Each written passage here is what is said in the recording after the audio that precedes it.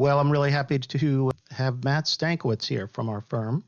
We call him Mr. Cryptocurrency. Matt, glad you could join us. There's been a big enforcement action, and there's nobody better to talk to than you about the Bittrex enforcement action. And the weird thing to me, Matt, is there's FinCEN did a consent order and OFAC did a settlement. But why don't you first off welcome, and always good to have you on the podcast because we get good numbers when you show up and start talking about cryptocurrency. But tell us about sort of outline the enforcement actions. Yeah, Mike, thanks for the introduction. It's always good to be here. You know, I love my cryptocurrency and all the stuff that goes on in the industry. You must have lost some money in the recent tanking of the market, but who knows? It'll come back, right? Market's been hurting. That's why I haven't retired yet. So you should consider yourself fortunate. That's right. Hopefully so it'll come back. That keeps you working longer. That's what we need. Right. But yeah, this recent enforcement action has been pretty interesting. One of the things I find the most fascinating about it is just we were talking about this a little bit offline, is how fast the cryptocurrency industry moves.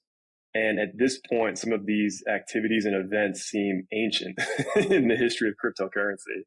This was almost 2 market cycles ago at this point, but it does highlight the importance of sanctions compliance and, you know, how these regulators are now beginning to catch up. So 1,000 violations over a 3-year period, between March 2014 and December 2017. Basically, individuals from a variety of prohibited jurisdictions were using Bittrex to transact in cryptocurrency. And Bittrex being based in Washington, keep in mind, and AML. Programs. I mean, it's funny because conduct is all the way back to 2014 to 2017. But why don't you go ahead and sort of summarize what did they do first what did FinCEN do, and then what did OFAC do? Yeah, so these 2 investigations ran parallel to each other. A lot of the violations tended to overlap. So we'll start with OFAC first. So OFAC on the sanctions side found that there were just over 116 the state of Washington in the U.S. were subject to these sanctions programs. So these violations included violations of the Crimean sanctions program, the Cuban sanctions program, the Iranian one, the Sudanese sanctions program, and the Syrian sanctions program. So these were, like I said, over 116,000 transactions, the total value of which was over $260 million. And OFAC determined that these were pretty substantial, pretty pervasive, and just kind of a mess. We'll get into a little bit of what was going on there behind the scenes on how this could occur. But before we do that, just jump to FinCEN real quick. So FinCEN found, violations stemming from February 2014 through December 2018. And during this time period, Bittrex had a very, very weak AML program. Even that might be giving them a little more credit than they deserve during this time frame. But it was, it's pretty ridiculous. Again, we'll get into some of what they were doing behind the scenes, but during this time period, they were processing on average 20,000 transactions per day. And they had a very bare bones skeleton compliance staff behind the scenes. And throughout the first 3 years of this time period here, they did not file a single suspicious activity report, no SARs during this entire thing. In October 2017, this is cryptocurrency. So you know that some people are going to try to use this, particularly if they're not, engaging in KYC, if they're not doing, compliance with they don't have an AML program. But back up 1 second, Matt. Explain, so Bittrex was like a marketplace, but they also, I'm looking at it, they hosted digital wallet services for storing and transferring CVCs, but they also exchanged currency. Cryptocurrency. So I could sell my Bitcoin on the exchange there, or Ether or whatever. Yeah, they were a cryptocurrency exchange. So they're, the most well-known competitor for them is Coinbase. They do a lot of similar things that Coinbase did at the time. Okay. So if you wanted to buy Bitcoin, Bittrex was one of the perfect places to do that. I believe at the time they did have an on-ramp for fiat currency, meaning you could, connect your bank account and buy Bitcoin with just, US dollars. One of the few exchanges that could do that at the time. So it was rather popular back in this time period. They've struggled a bit since, but Bittrex during this period was one of the most well-known exchanges and extremely popular, both in the US and around the globe. But yeah, Okay. you could buy Bitcoin, you could buy Ether, you could buy, I think there were 260 different coins listed during this time period, which was pretty robust. And most exchanges during this time period would list a handful. But if you wanted some obscure coins and especially some of the privacy focused coins, you would go to Bittrex for that. And that's also partially how they got into trouble. So did they have more currencies, cryptocurrencies than base? In other words, where you At could the trade? time, yes. And as somewhat of a cryptocurrency veteran, I used Bittrex at the time to buy certain cryptocurrencies that I could not get anywhere else. So I was a pretty active user on it during the time frame. And that's why I can say I know it was pretty popular back then. So it's not surprised to see that they did have some issues at that time. Keep in mind too that during this time frame, the cryptocurrency industry was basically the Wild West. Yeah. I mean, basically anything went, and compliance was a complete afterthought. So again, no But it surprise that we're was seeing this now. We will probably see more. a money service business as defined under, BSA regulations. So they had to have a AML program, particularly when they're selling in the United States or operating in the That's United States. correct. They were Yeah. required to have one, and it appears that they were not really aware of that until about October 2017. At that time, the IRS reached out to them wanting information about their BSA program, Right. and Bittrex apparently did not have much in place at that time.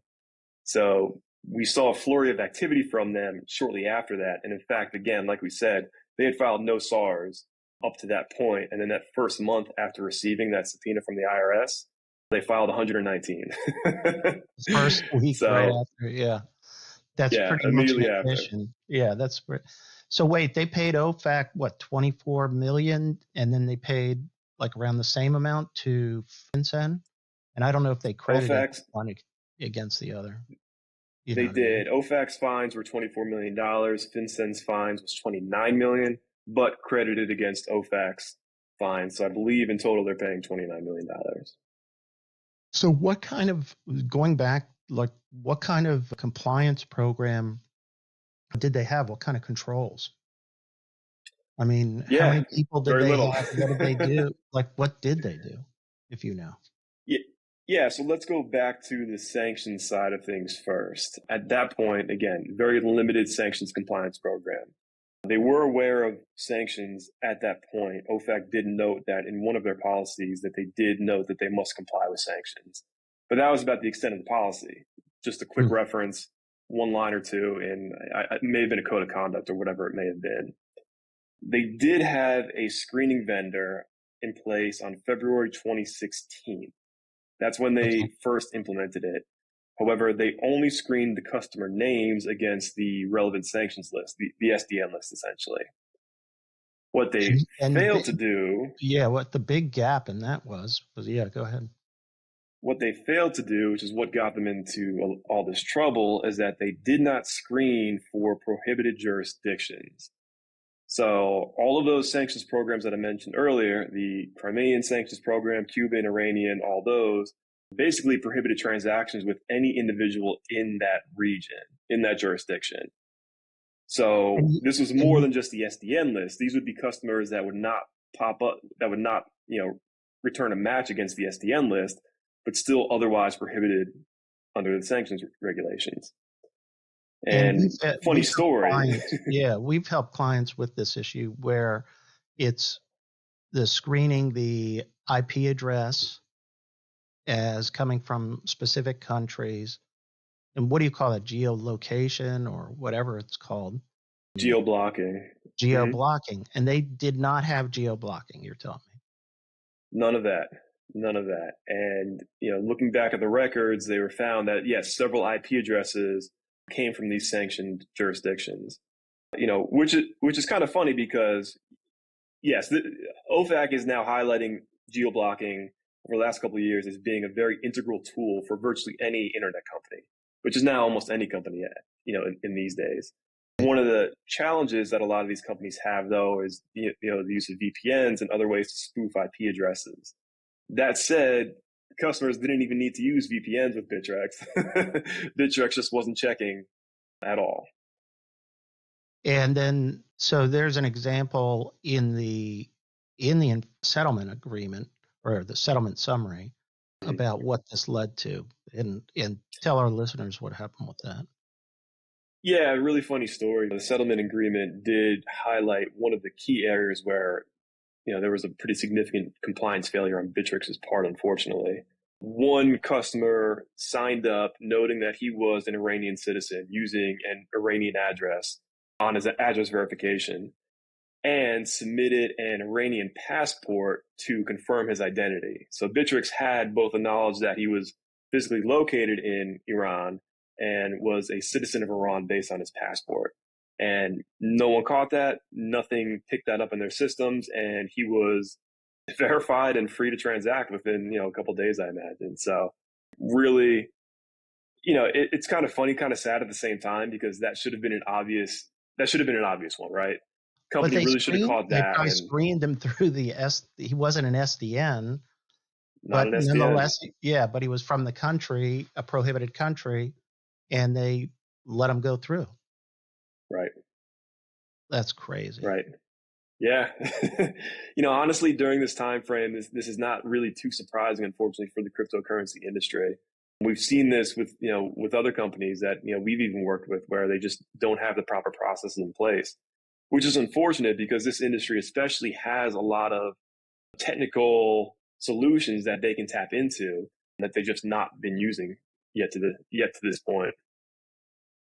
And this is like back 2014 to 2017. Right. Then I noted some of the remedial measures they took included putting in, sanction screening, geolocation, blocking. There was one other. Well, if we could just shift to the AML side real quick, just some of the other problems that they had there. Okay, go ahead. While we cover both in parallel like this.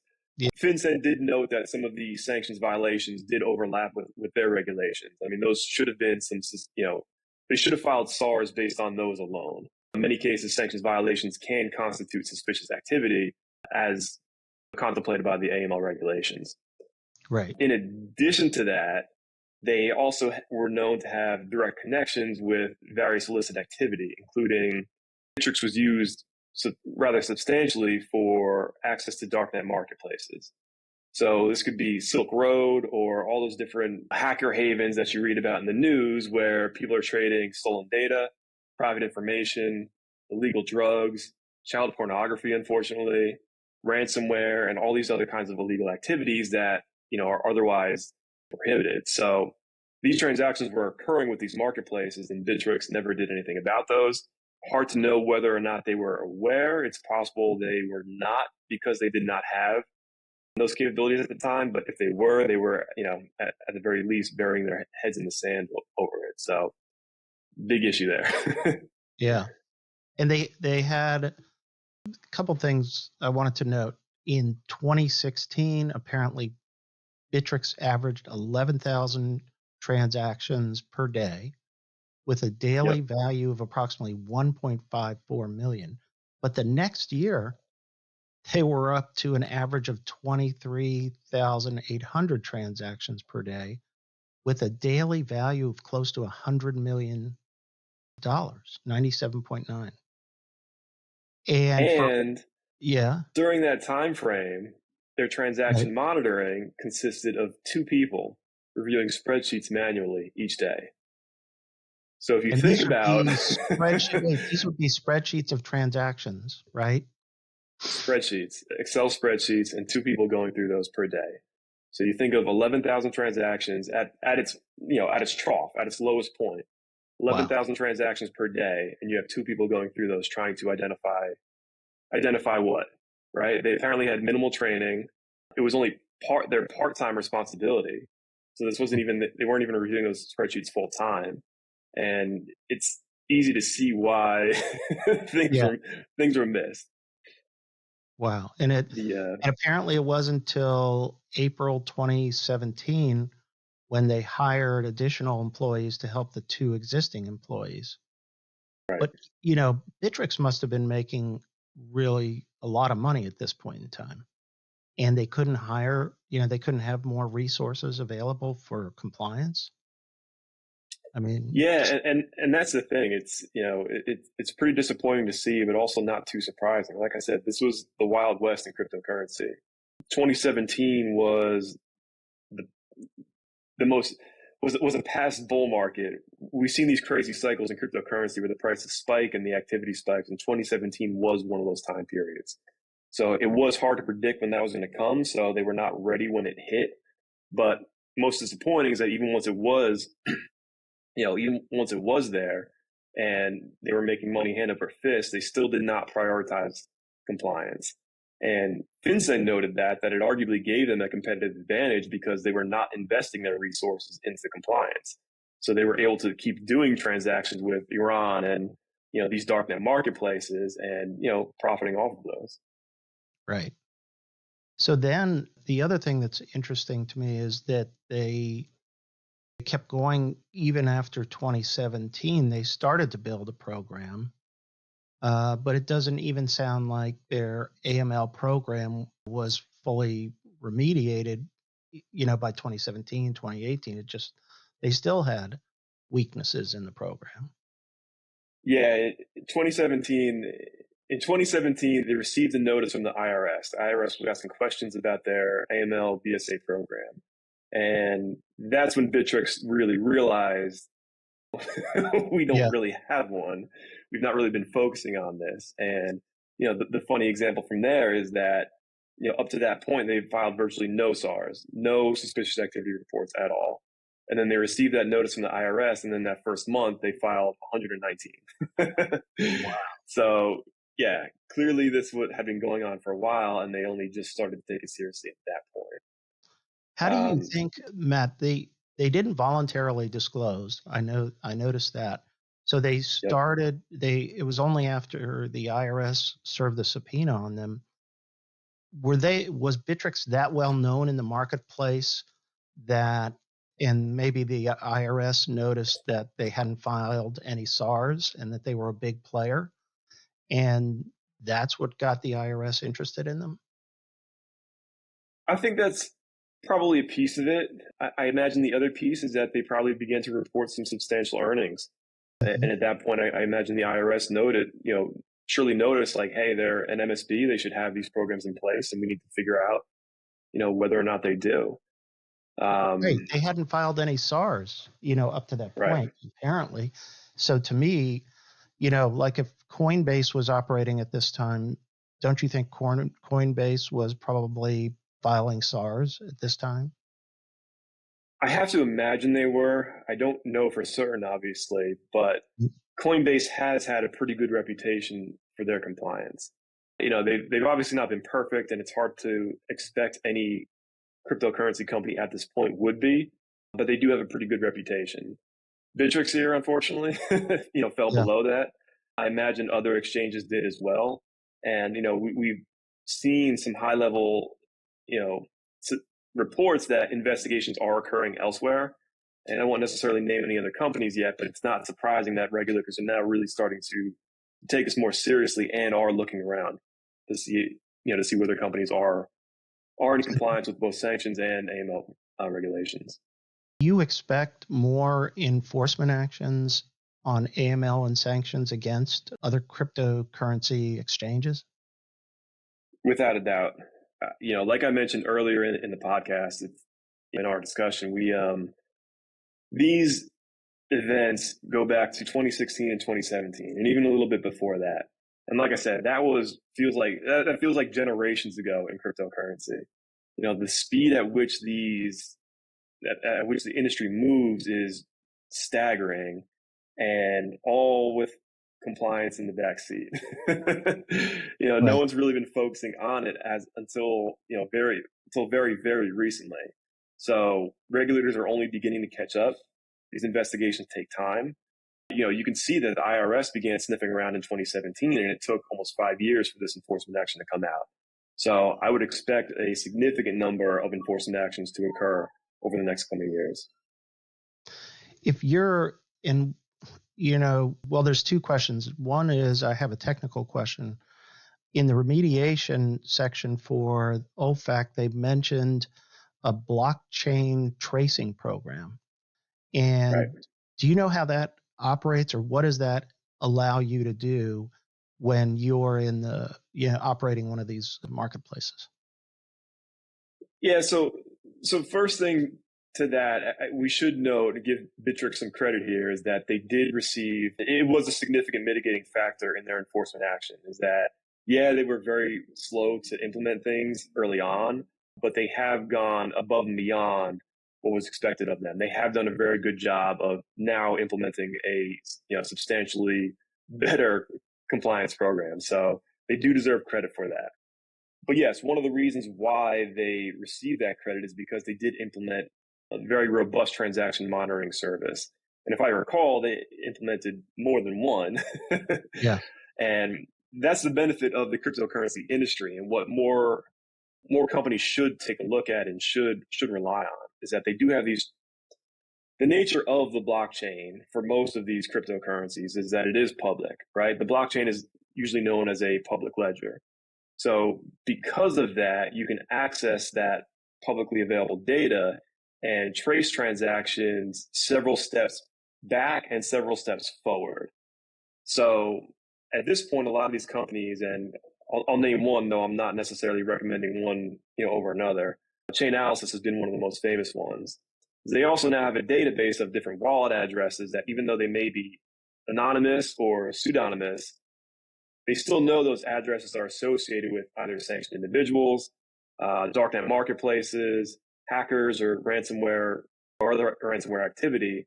And they can alert you as these transactions are occurring, saying, hey, your customer here is engaging with one of these bad actors. This is a major red flag for your compliance program. This could be a violation of AML regulations. Take a look at this. So you can get that data in real time. And then further, you can see if transactions are coming from one of these places. So if someone running a darknet marketplace, or selling drugs over the internet on Silk Road, is receiving funds from in Bitcoin or some other cryptocurrency, they may try and wash those trades through different wallets before coming to your exchange. Now, if you were dealing with cash, you'd never be able to trace that.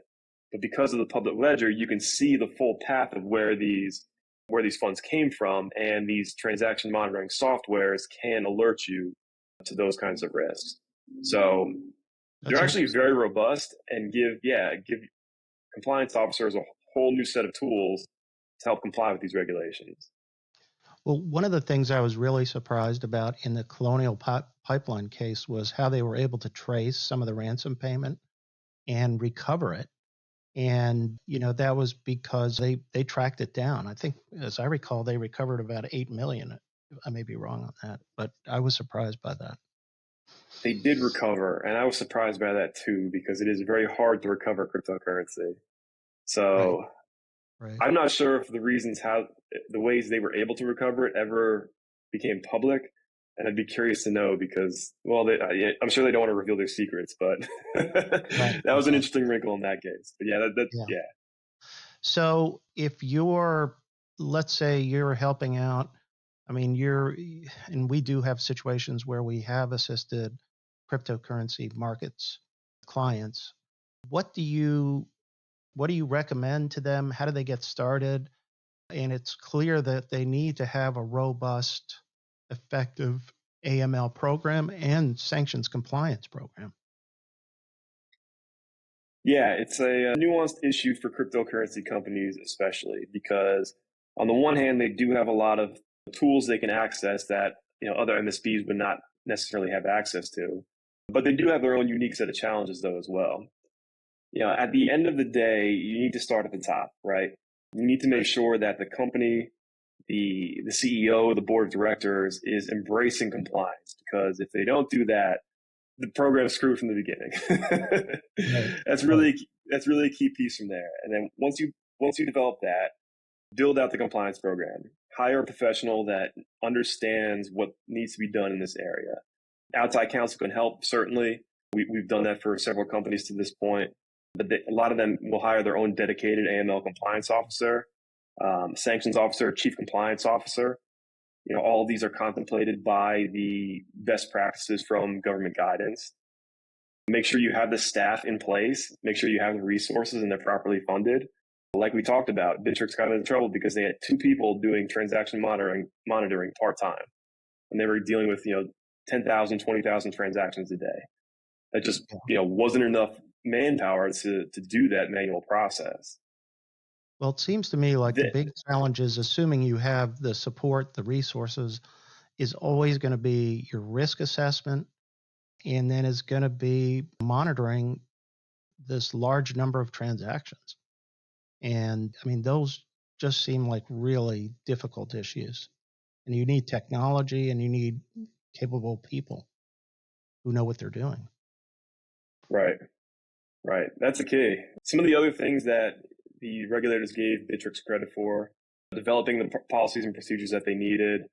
Right. They got the transaction monitoring in place, which we've already talked about. I mean, that really is a key. That can cover a lot of gaps in the program. Well, you don't want to have those gaps in the first place. The transaction monitoring can save you if those are there while you work through some of those.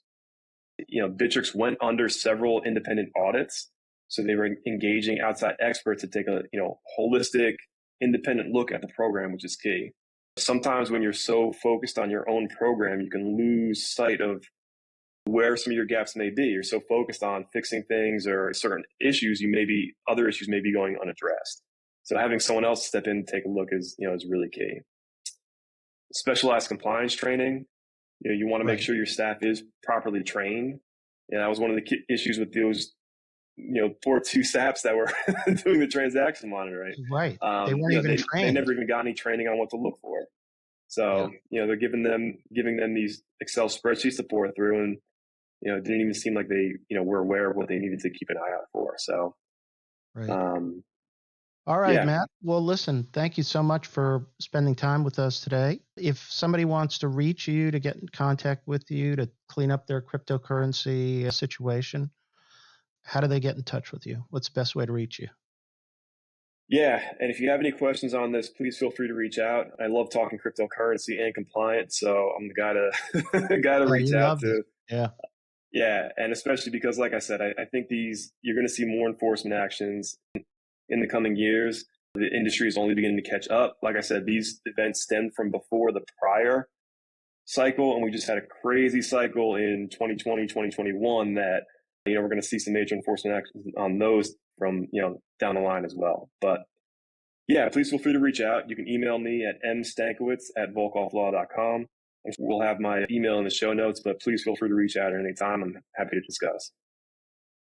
All right. Thanks, Matt. Appreciate it. We'll get you back. Hopefully, there's a lot of crypto issues going on, and we need to get you back on to talk about some of the other issues going on with crypto these days. It's a busy time. So thanks again for joining us. Yep. Thanks, Mike. Thanks again for listening to Corruption, Crime, and Compliance. Please subscribe to the podcast series. The Volkov Law Group believes that every company should have a robust ethics and compliance program. Experience and research show that ethical companies are better performers in the global marketplace. You can learn more about the legal and compliance services we offer at our website, www.volkovlaw.com. You can also follow our award-winning blog, Corruption, Crime, and Compliance, and our podcast series. You can contact Michael Volkov at his email address, mvolkov@volkovlaw.com.